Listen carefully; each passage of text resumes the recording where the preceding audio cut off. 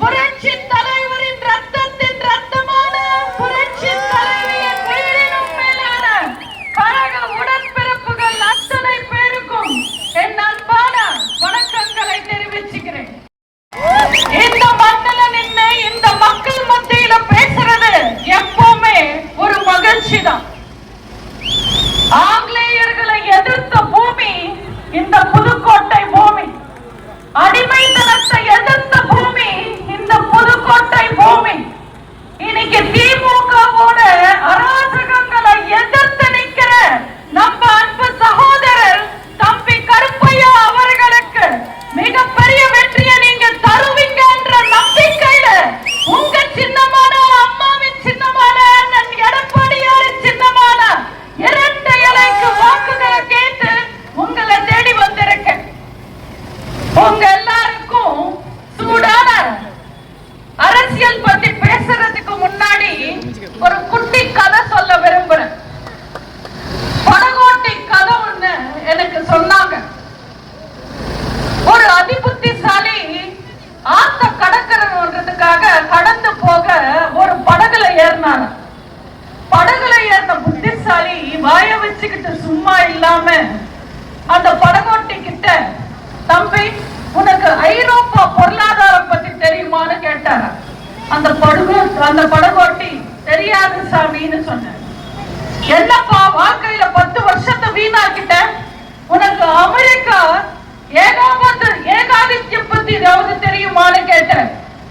இல்ல சாமி தெரியலன்னு அந்த படகோட்டி சொன்ன. இப்ப ரொம்ப கோவப்பட்டு, என்னப்பா வாழ்க்கையில 20 வருஷத்தை வீணாக்கிட்டியே அப்படின்னு கோவப்பட்டார். இப்போ உனக்கு லெனின் கம்யூனிசம் பத்தியாவது தெரியுமான்னு கேட்டா அந்த படகோட்டி தலை சொரிஞ்சுக்கிட்ட, நீங்க என்ன பேசுறீங்கன்னு எனக்கு தெரியல சாமின்னு சொன்னாரு. என்னப்பா 30 வருஷம் வாழ்க்கைய வீணாக்கிட்டீங்க, வேஸ்ட் பண்ணிட்டீங்கன்னு திட்டிட்டு இருந்தாரு. அந்த சமயத்துல அந்த படகுல ஒரு ஓட்டம் விழுந்துருச்சு. தண்ணி உள்ள வர ஆரம்பிச்சது. இப்போ அந்த படகோட்டி புத்திசாலி கிட்ட கேட்டாரா, ஐயா உங்களுக்கு நீச்சல் வருமானு. இல்ல தம்பி எனக்கு நீச்சல் வராதுன்னு சொன்னாரு. என்னையா வாழ்க்கையே வீணாக்கிட்டீங்களேன்னு சொல்லி அவர் தண்ணியில குதிச்சு நீண்டு குறைச்சிட்டார். இந்த புத்திசாலி மூழ்கி செத்துட்டார். அவரும் வைகோவும் ஒண்ணுதான். தேவையில்லாததெல்லாம் தெரிஞ்சுக்கிட்டு தேவையான எந்த விஷயங்களையும் தெரிஞ்சுக்காம இன்னைக்கு அரசியல்ல தமிழ்நாட்டுல அம்போன்னு நிக்கிறார். திருவிழால குழந்தை தொலைஞ்சு பார்த்திருப்பீங்க. ஒவ்வொரு தேர்தல் திருவிழாலையும் தொலைஞ்சு போற கூட நிக்கிறவங்களையும் தொலைக்கிறவரு வைகோ மட்டும்தான்.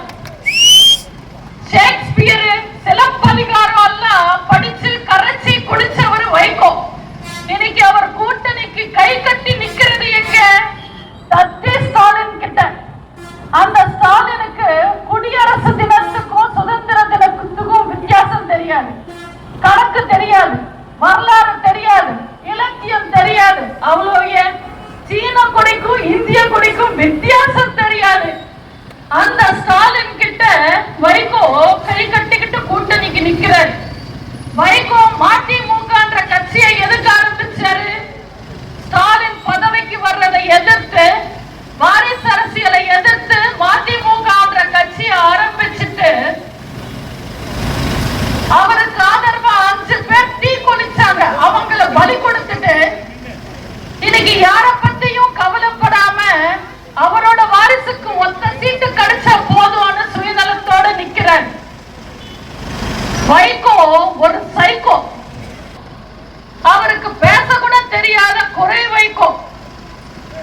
துரை வைகோக்கெல்லாம் ஏமாந்து ஓட்டு போட்டீங்கன்னா அவர் நாடாளுமன்றத்துக்கு போய் அப்பா பேரு சொல்லி அழுதுகிட்டு நிப்பாரே தவிர சத்தியமா மக்களுக்காக எதையும் பேச மாட்டாங்க. இன்னைக்கு துரை வைகோவை இங்க நிக்க வச்சுக்கிட்டு திமுக பலி கொடுக்கறதுக்கு தான். நீங்க எல்லாம் நியூஸ்ல பார்த்திருப்பீங்க. மேடையில துரை வைகோ அழுவுறாரு.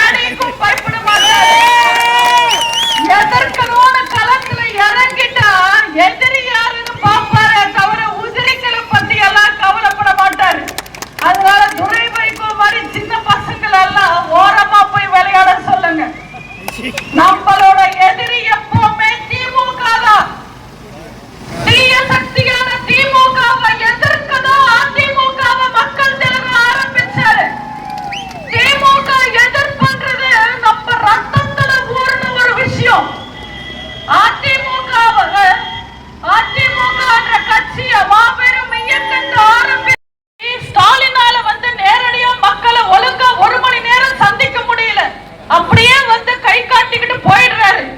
அவர் மகன் வருவார். நீங்க எல்லாம் உதயநிதியோட பிரச்சாரத்தை டிவியில பார்த்திருப்பீங்க. செங்கலை தூக்கிட்டு வருவார்.